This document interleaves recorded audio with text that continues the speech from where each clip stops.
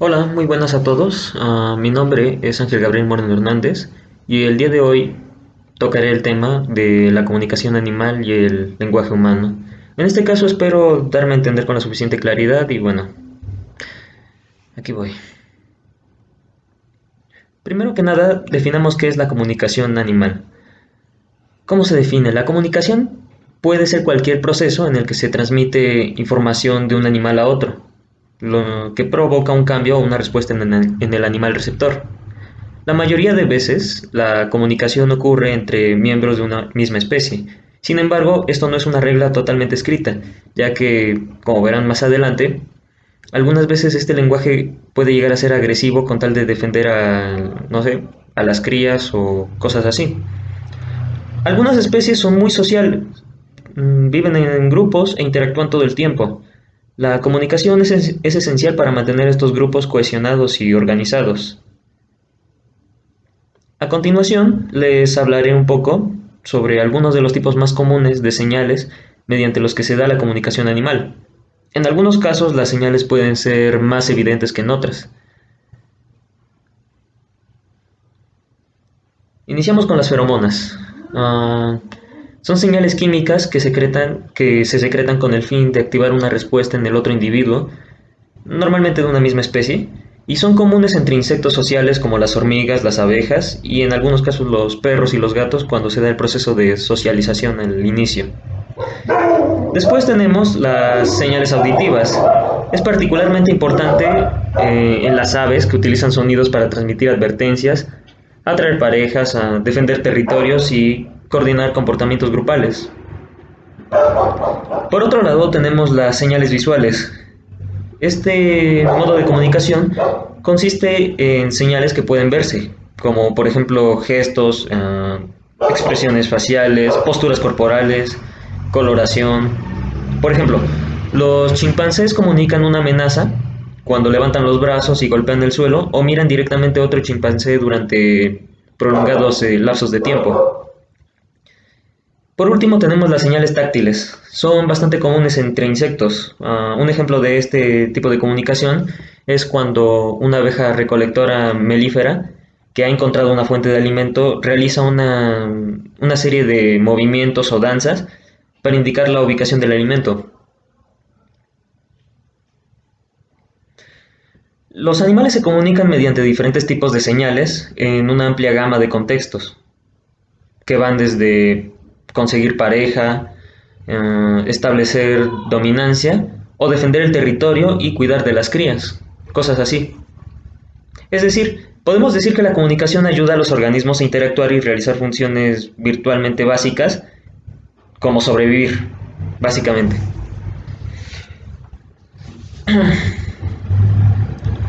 El lenguaje humano es un sistema de comunicación distinto al de los animales. ¿Por qué? Bueno, dispone de vocabulario, creatividad, recursividad e incluso sus propias reglas gramaticales, dependiendo del idioma que se hable, por supuesto. Se denomina zoosemiótica a la comunicación celular, biológica y animal. El intercambio de señales que se da entre los animales de cualquier especie. Los animales tienen diferentes sistemas de emitir mensajes. Utilizan su sensibilidad y sus sentidos del olfato, vista, tacto, oído y hasta gusto para emitir y recibir mensajes. Aunque, bueno, aunque los humanos comparten el 99% del ADN con chimpancés y gorilas, los primates no humanos en general tienen una comunicación con características y funciones diferentes a las de los humanos. ¿Dónde está la diferencia? La divergencia fundamental está en que los humanos usamos la doble articulación del lenguaje para comunicarnos, mientras que los animales actúan por puro instinto. ¿Qué me refiero con esto? Bueno, que los animales no pueden sintetizar o utilizar el lenguaje como nosotros, es decir, que utilizan lenguaje corporal. El lenguaje forma parte de la evolución de nuestra especie. Este desarrollo evolutivo ha dado pauta al inicio de diferentes formas de comunicación para la expresión de emociones y la generación de conductas ante distintos estímulos del entorno. Dicho de otra manera, y ya como cierre, conclusión, Podemos decir que la comunicación animal es, de hecho, una forma de comunicación universal, en la que por medio de sonidos, expresiones y conductas se puede inferir las intenciones de los animales. Como ya lo mencioné antes, a veces esto es independiente de la especie.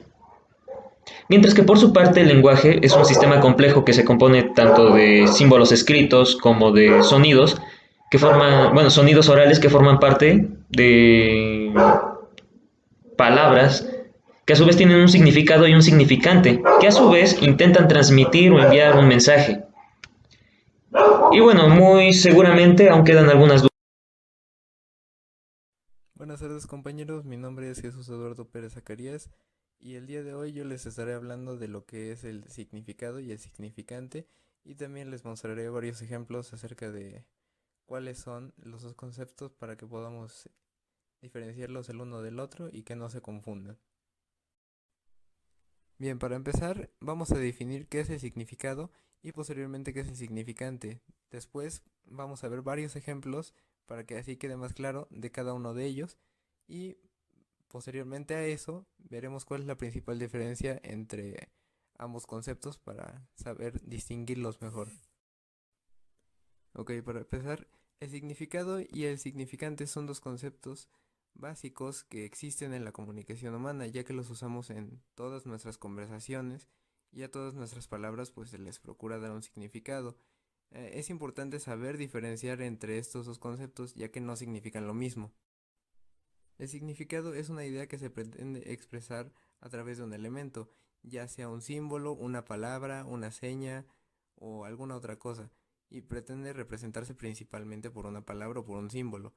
Esto dicho de otra forma es el concepto que le damos a una palabra o a un símbolo, una seña. El significado también se refiere a la imagen mental que cada persona tiene cuando escucha alguna palabra o cuando ve alguna seña. El significado es la interpretación de el signo lingüístico. Se refiere a la idea que viene a nuestra cabeza cuando decimos una palabra o cuando hacemos una seña o cuando vemos un símbolo. A continuación vamos a presentar algunos ejemplos del significado.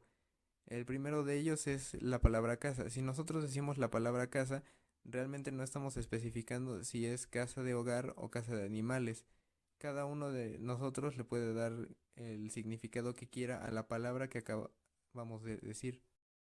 El siguiente, de igual forma que en el ejemplo anterior, se refiere a dos conceptos totalmente diferentes.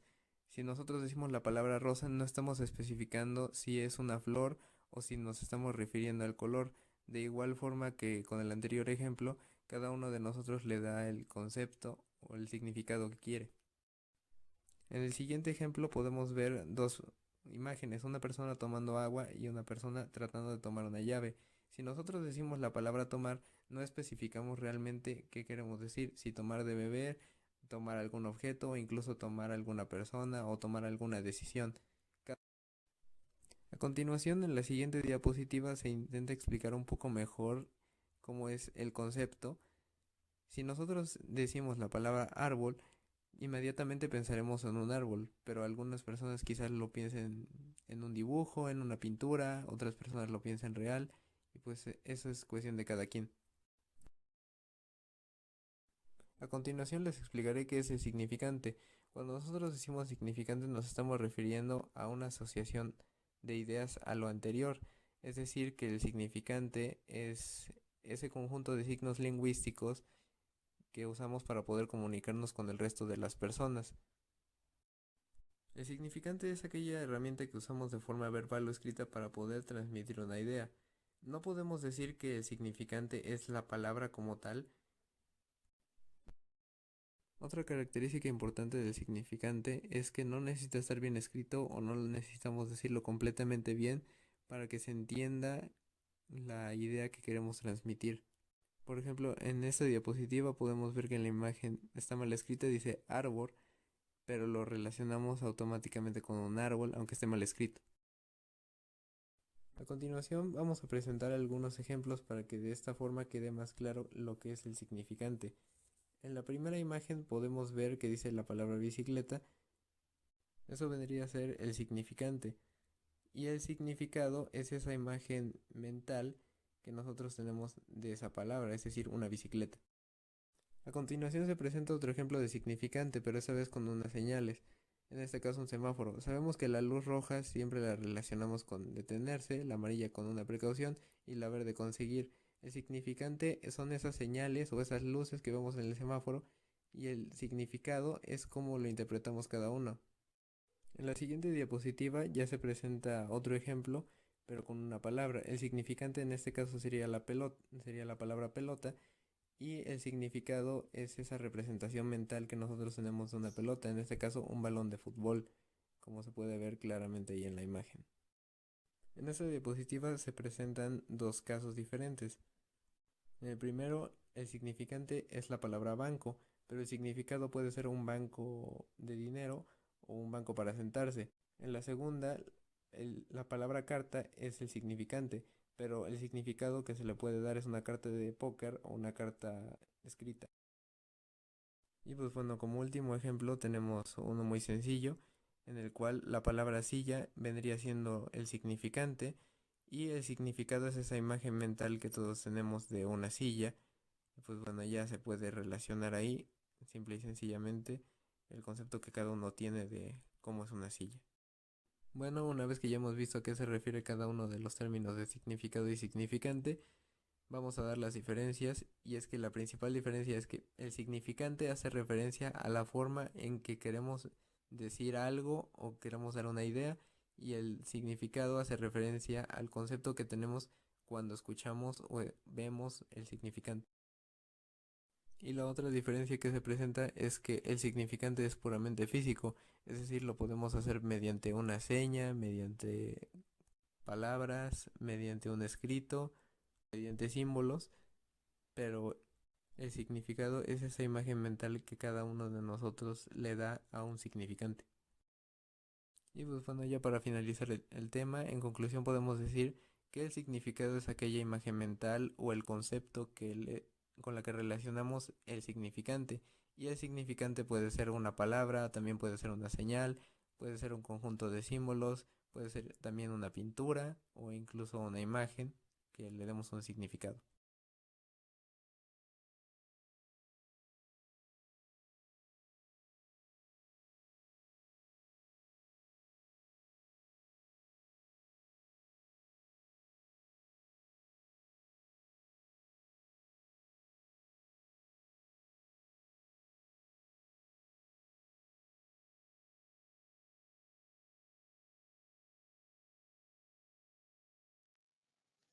Esta teoría se basa en la idea de que el origen de nuestro lenguaje es el esfuerzo físico de varias personas y la interacción que se va a coordinar. Sucede cuando un grupo de humanos primitivos desarrolló una serie de tarareos y gemidos, así como gruñidos y maldiciones.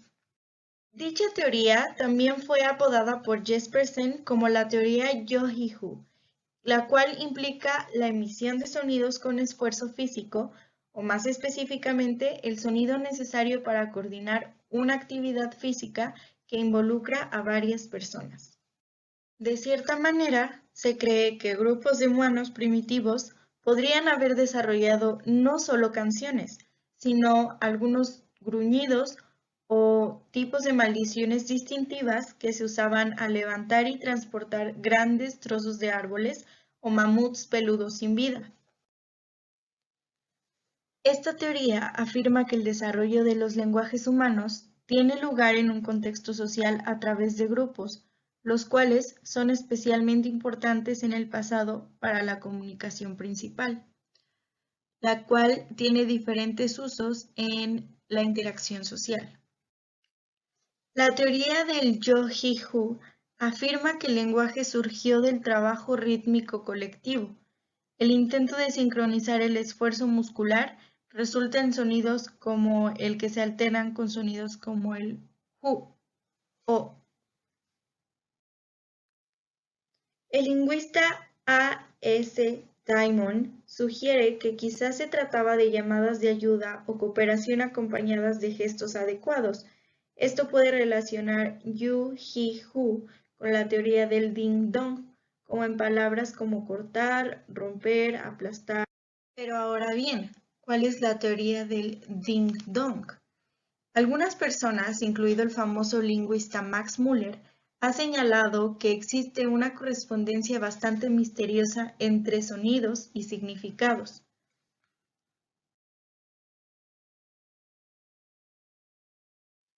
Las cosas pequeñas, agudas y altas tienden a tener palabras con vocales frontales altas en muchos idiomas, mientras que las cosas grandes, redondas y bajas tienden a tener vocales posteriores redondeadas.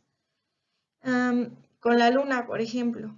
Esto a menudo se conoce como simbolismo sonoro. Entonces, para finalizar el concepto de la teoría del ding-dong, el lenguaje se supone que proviene del juego, la risa, los arrullos, los cortejos, los murmullos emocionales y cosas por el estilo. E incluso sugiere que quizás algunas de nuestras primeras palabras fueron en realidad largas y musicales, y en lugar de gruñidos breves. Esta teoría supone que los primeros hombres deben haber vivido en grupos, aunque solo sea porque los grupos más grandes ofrecían una mejor protección contra los ataques, principalmente de los animales. Del mismo modo, nos recalca que los grupos eran necesariamente organizaciones sociales, y para mantener dichas organizaciones se requería alguna forma de comunicación, incluso si solo se trataba de gruñidos, maldiciones o sonidos extraños. Dicho de otro modo, los sonidos, entonces, tendrían algunos principios utilizados en la interacción social de los grupos humanos primitivos, es decir, que los sonidos empezarían desde los gruñidos y las maldiciones hasta lo que llegan a ser hoy, que sería un lenguaje. Esta es una idea importante que involucra el uso de sonidos como los gruñidos y las maldiciones producidos por humanos, pero sin embargo no revela el origen de los sonidos producidos, es decir, no nos da el significado exacto. Los simios y otros primates viven en grupos sociales y utilizan gruñidos y llamadas sociales, pero no han desarrollado la capacidad de hablar. Es muy diferente la comunicación que se tienen entre animales a las de los humanos, porque los animales solo pueden comunicarse por maldiciones y gruñidos, mientras que los humanos utilizamos un lenguaje más complejo.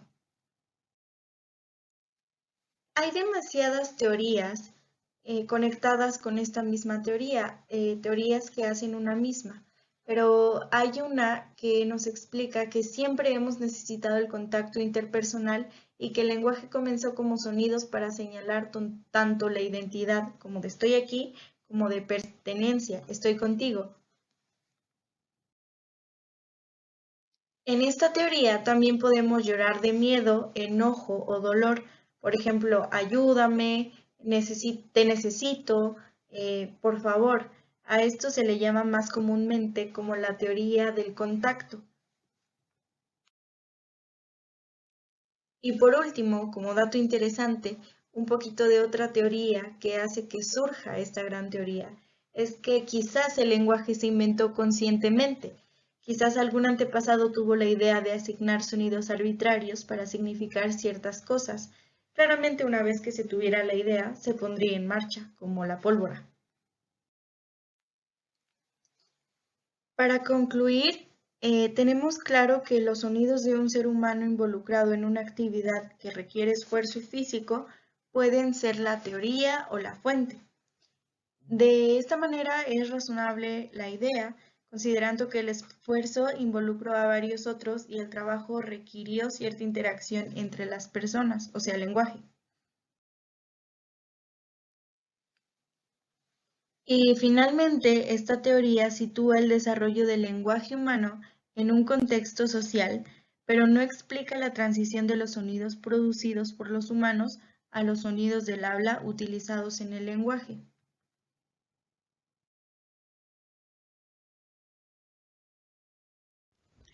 Hola, mi nombre es Joana Morante Méndez y explicaré acerca de la teoría de la interacción social. Es un tema demasiado amplio y que he aprendido mucho acerca de ello. Bueno, sigamos. La interacción social es acerca de, o más bien aborda a partir de los enunciados de la psicología social, entendida como el estudio científico de la manera como las personas piensan, se influyen y se relacionan con los demás. También estudia los fenómenos sociales e intenta descubrir las leyes por las que se rige la convivencia. Por otro lado, también analiza las relaciones entre individuos con el contexto sociocultural al que pertenecen, observando variables psicológicas de las personas como actitudes, emociones, motivaciones, empatías, filiaciones y proximidad. A la vez, se tiene en cuenta variables como la pertenencia a un grupo, institución o comunidad de las normas acordadas o establecidas, los valores, las ideologías, las creencias y roles de cada individuo. Al igual, se establece la importancia de los procesos de la interacción social, fundamentales en el desarrollo socio-afectivo, adaptación y socialización del individuo desde su niñez. También en los sistemas sociales incluyen las instituciones y comunidades como la escuela y la familia. La interacción entre grupos sociales e individuos es complicada y diversa, puesto que surgen de procesos psicológicos en relación con la comunicación con otros en el marco de un conjunto de normas, valores y relaciones sociales. Las interacciones interpersonales confluyen variables psicológicas y sociales del contexto propio de la persona y los compartidos con otros. Está medida por sistemas simbólicos tales como el conocimiento compartido, las construcciones y representaciones mentales del mundo, así como el lenguaje particular de cada ser o incluso de cada contexto. También observamos que los individuos tienen interdependencia con el contexto, como tal que pertenecen a la relación entre las personas y de estas como los objetos producen modificaciones internas en los individuos, lo cual genera un nuevo conocimiento del objeto y una nueva forma de relacionarse. La realidad social es construida y reconstruida en la interacción social. Por consiguiente, es relativa a la manera como se capta y el sistema de interpretación usando para atribuirle significados a los aspectos de interacciones sociales. También observamos las estructuras socioculturales de los contextos, definen las claves, registros y red del lenguaje, condicionando las relaciones interpersonales y sociales a través de la interacción social y el lenguaje usado.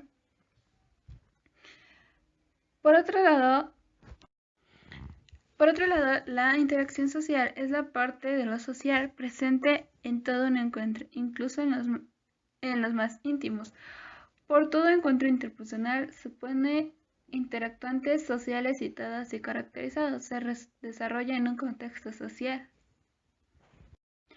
También dentro de la teoría del intercambio, son desarrollos de la teoría del refuerzo, constituyen un modelo económico de las relaciones.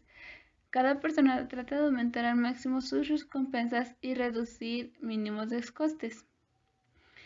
La atracción hacia la relación se produce en una constancia con lo anterior. Con ello viene la equidad y justicia, basadas en el deseo de la gente de recibir recompensas a sus aportaciones, como es el esfuerzo, la capacidad, la belleza y la amabilidad. Si no existe la equidad, la gente se sentirá desconcertada. Por otro lado está la socialización y la cultura, basada en la influencia de la socialización a través de la imitación o el modelado. Los apegos establecidos tempranamente entre padres y hermanos resultan necesarios para apegos íntimos posteriores.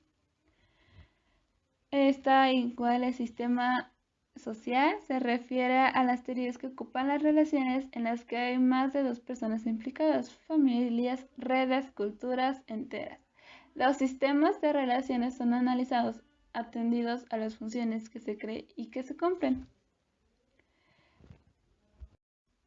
Los sistemas de relaciones son analizados atendiendo a las funciones que se cree y que se cumplen.